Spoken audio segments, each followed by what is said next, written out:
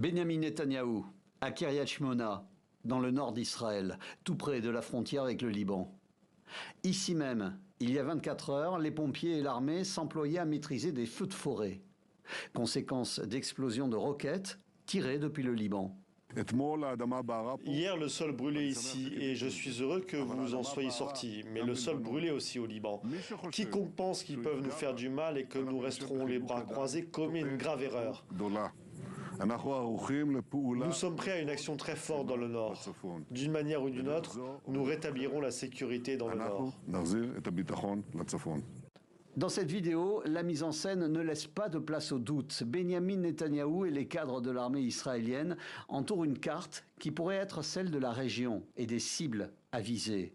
Le chef de l'exécutif israélien promet d'imposer la paix dans la région, alors que les combats font rage depuis 8 mois face aux roquettes du Hezbollah et des brigades des Edim el-Qassam.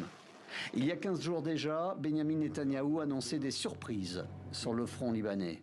Et à l'époque, la réponse n'avait pas tardé. Je dis à Netanyahou, arrêtez de parler de surprise. C'est à nous de parler de surprise. C'est à vous d'attendre de notre part des surprises.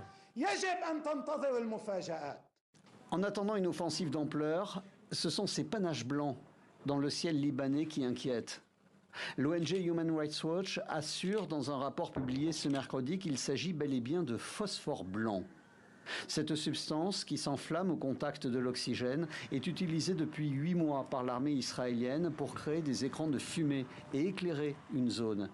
Mais cette munition peut aussi provoquer des incendies, de graves brûlures et des lésions respiratoires. Les autorités scientifiques libanaises souhaitent, pour constater ces informations, se rendre sur place lors d'un prochain cessez-le-feu. Une trêve qui n'est pas prête d'être signée.